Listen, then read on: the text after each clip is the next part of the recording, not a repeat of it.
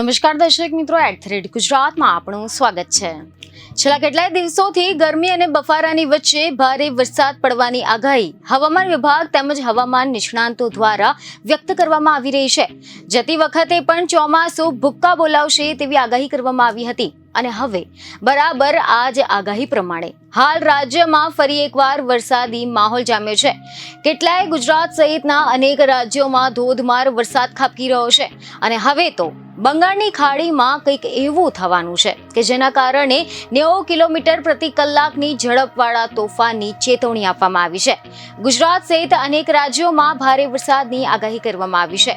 Media report અનુસાર એવી માહિતી મળી રહી છે કે હવામાન વિભાગના જણાવ્યા અનુસાર બંગાળની ખાડીમાં સાયક્લોનિક સર્ક્યુલેશન બનવાથી વેસ્ટર્ન ડિસ્ટર્બન્સ ફરીથી એક્ટિવ થઈ ગયું છે અને આના કારણે સમુદ્રી કાંઠા વિસ્તારોમાં 70 થી લઈને 90 કિલોમીટર પ્રતિ કલાકની ઝડપે પવન ફૂંકાઈ શકે છે। મધ્યપ્રદેશ, રાજસ્થાન અને ગુજરાતમાં વરસાદની આગાહી કરવામાં આવી છે। હિમાચલ પ્રદેશ અને ઉત્તરાખંડમાં આગામી 2 દિવસ ભારે વરસાદ થવાની શક્યતા છે।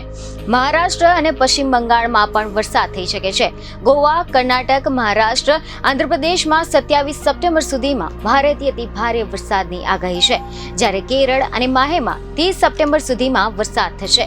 હવે જો આપણે વાત કરીએ ગુજરાતની, તો સમાચાર એવા મળી રહ્યા છે કે ગુજરાતમાં 28 સપ્ટેમ્બર સુધીમાં ભારે વરસાદ થઈ શકે છે।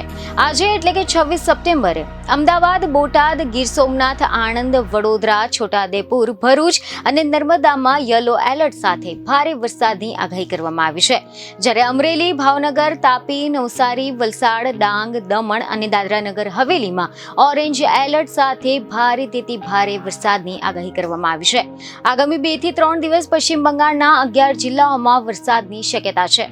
બીજને ખબરો સાથે ફરી મળીશું। ધન્યવાદ।